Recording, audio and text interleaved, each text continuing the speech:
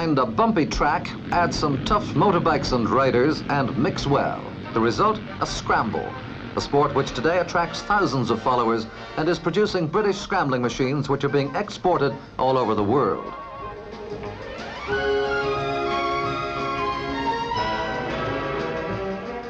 This firm in Essex, which now employs 150 people, produced its first scrambling motorbike in 1953, when the sport was beginning really to get onto its feet. Their 250cc model was a winner. It was tough, maneuverable and fast on the scrambling track, and orders for it soon poured in. Today, in a highly competitive market, more than 10,000 specialist motorcycles have been sold by this one small firm, 75% of them for export. America is its largest overseas customer. The secret of such success in a highly specialized field has obviously been attention to detail.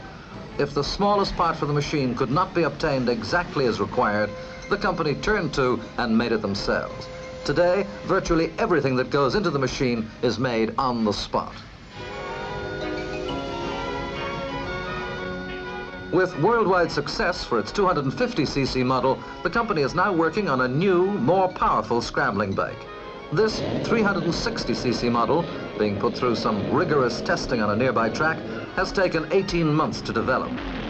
Worldwide markets are wide open for this size of competition motorbike if it proves to be another winner. The job of the company's test riders is to try to find something wrong with these power-packed flyers.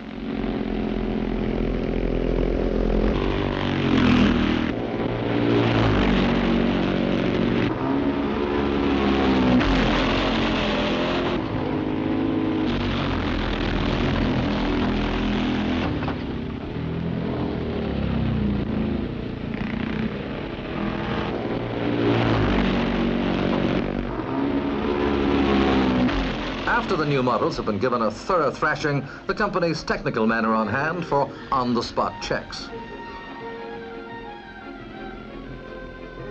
And on hand, too, is the man who has to sell this new machine throughout the world, Mr. Preston Cobb, sales director of the company. Paralyzed since birth, Mr. Cobb travels thousands of miles on business every year. He's driven most weekends to scrambles where company machines are competing. And with 2 assistants, he travels the world selling this company's tough little British-made scramblers.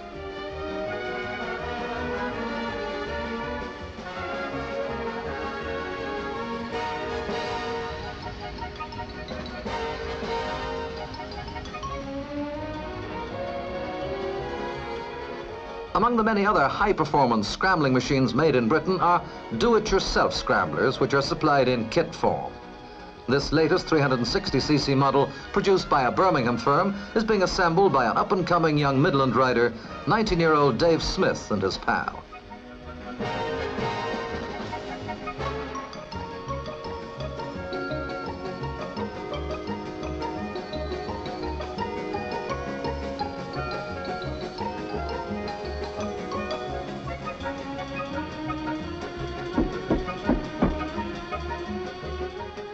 Home assembly means a saving of 1/5 on the price of the machine.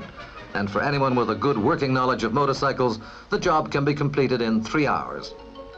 Dave Smith, who's been scrambling for just over 2 years, rode this bike the next day against some of the hottest competition. 8-year-old Robin Gersten of West London should be a future threat to the world's top scramblers. Here he is after riding for only 4 months on a miniature 50cc scrambling bike built by his father, who's a motor mechanic and trials rider.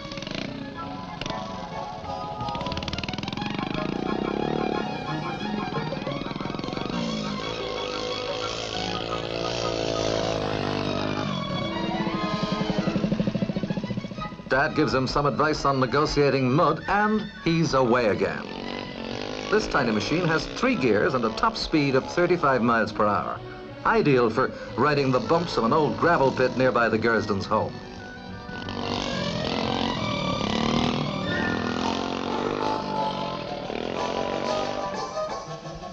The question of training facilities for young scrambling enthusiasts is a major problem in Britain for this rapidly expanding international sport. A few motorcycle clubs who are lucky enough to have the use of some rough land organize practice meets. But apart from that, the only way a lad bitten with the scrambling bug can hope to reach competition standard is to ride his bike over any rough ground he can find. Some owners of sand and gravel pits, like this one in Essex, close their eyes, or ears, to this impromptu Sunday morning scrambling practice.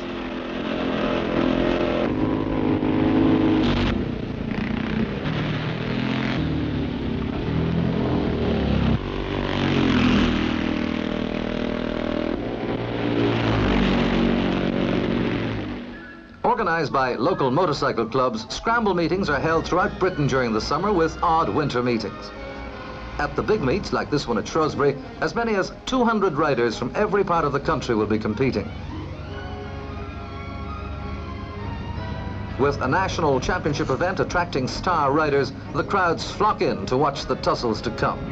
A tussle not only of rival top riders, but of top makers of machines as well.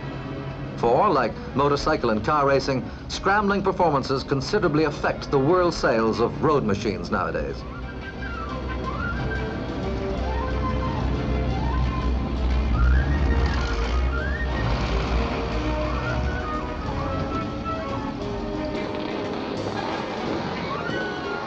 The Scrambler is basically a road machine developed for tougher work. Extra grip tires are fitted, lights are not.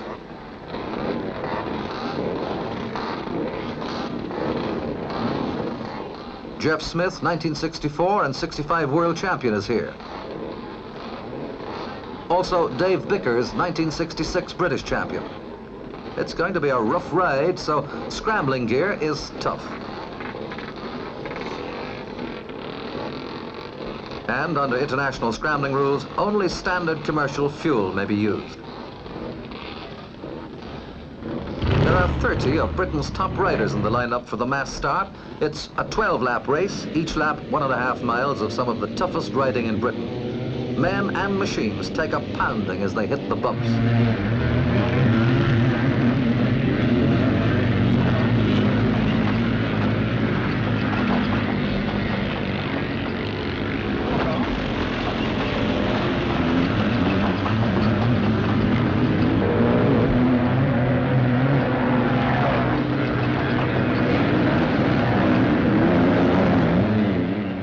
Engines scream as they roar up the banks.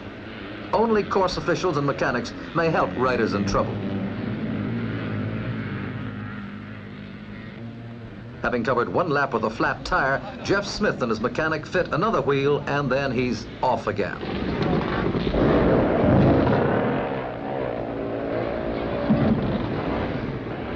Those extra grip tires help to pull the bikes up the hills and over the top.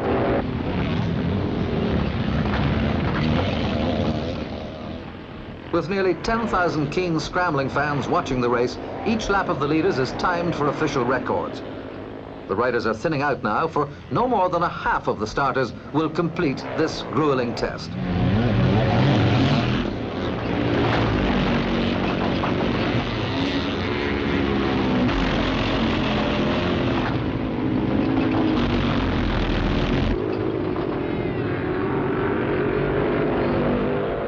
As the rest of the field fight it out for a good place, all attention is now focused on whether champion Dave Bickers can hold the lead. No, he's overtaken on the 10th lap. And at the winning post this time, it's a local rider, Alan Clough, with Bickers second.